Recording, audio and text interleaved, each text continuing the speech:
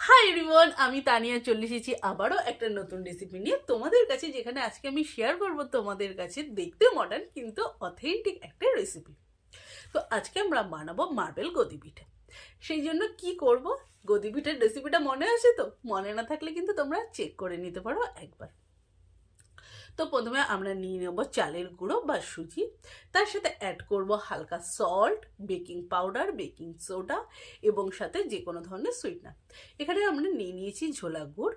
ভালো করে মিক্স করে নেব। এবার দুটো পাত্রে নেব। একটা পাত্রের মধ্যে দিয়ে দেবো কোকো পাউডার এবং আরেকটা পাত্রে যেই সাদা ব্যাটারটা রয়েছে সেটা প্রথমে আমরা ট্রান্সফার করব যেই বোলটায় আমরা বেক হতে দেব সেটায়। বেক বা স্টিম করার জন্য প্রথমে যে পাত্রটা তাতে সামান্য তেল ব্রাশ করে নেব, তারপরে দিয়ে দেবো প্লেন ব্যাটারটা। এরপরে উপর থেকে একটু উঁচু করেই চকলেট ফ্লেভারের যে ব্যাটারটা। হ্যালো এভরিওয়ান, আমি দানিয়ে চলে এসেছি আবারও একটা নতুন রেসিপি নিয়ে তোমাদের কাছে।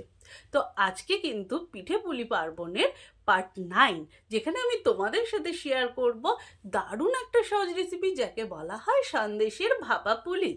তো ভাপা পুলি তৈরি করার জন্য প্রথমে আমরা স্মুথ একটা ডো তৈরি করব। সন্দেশ তো আমরা অলরেডি এনেই রেখেছি। ডো তৈরি করার জন্য প্রথমে যদি আমরা 1 কাপ মতো চালের গুঁড়ো দিই, তাতে 2 কাপ জল দেব। কড়াইতে প্রথমে জল দেবো, তাতে সামান্য লবণ, ঘি, এলাচ গুঁড়ো দেবো। এরপরে দিয়ে দেবো চালের গুঁড়ো। ভালো করে নাড়তে চাড়তে থাকবো 1 থেকে 2 মিনিট মতো। মোটামুটি যখন এক জায়গায় দলা পাকিয়ে আসবে সেই সময় আমরা গ্যাসটাকে বন্ধ করে দেব। এরপরে খুন্তি দিয়ে ভালো করে মাখার চেষ্টা করব। যতটা হবে হবে, তারপরে কড়াই থেকে নামিয়ে নিয়ে সামান্য ঠান্ডা করে, বেশি ঠান্ডা করলে দলা পাকিয়ে যায়, মোটামুটি একটু গরম থাকতে হাত দিয়ে কষ্ট করে মেখে নিতে হবে।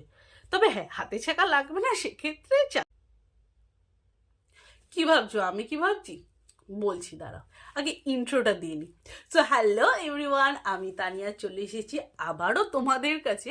আর আজকে কিন্তু পিঠে পার্বণ উৎসবের পার্ট 12, যেখানে আমি তোমাদের সাথে শেয়ার করব একটা কেকের রেসিপি। তো হঠাৎ পিঠে থেকে কেকে কেন গেলাম সেটাই মনে প্রশ্ন আসছে তো? বলছি বেসিক্যালি দেখো, এখন ছোট বড় যে কোনো অনুষ্ঠানে আমরা কিন্তু কেক আনার জন্য দোকানে দৌড়াই। তাই ভাবলাম কেননা পৌষ সংক্রান্তির দিনও একটা কেক কাটা যাক। তবে সেই কেকটা কিন্তু আমাদের বাড়িতে বানানো হতে হবে। আর রেসিপিটা কে বলবে? আমি আছি তো। আজকে আমরা বানাবো লাউয়ের পোড়া পিঠে বা লাউয়ের কেক। লাউ শুনে মুখ বেঁকানোর কোনো দরকার নেই, তার কারণ এটা ভীষণ টেস্টি। প্রথমে বাজার থেকে একটা কচি দেখে লাউ নিয়ে আসো, সেটাকে গ্রেট করে নাও এবং এক্সট্রা জল যেটা সেটা ঝরিয়ে নাও। কাপড়ের মধ্যে দিয়ে চাপ দিলেই জলটা ঝরে যাবে। সেই লাউটা নাও। এরপরে কি দেবো?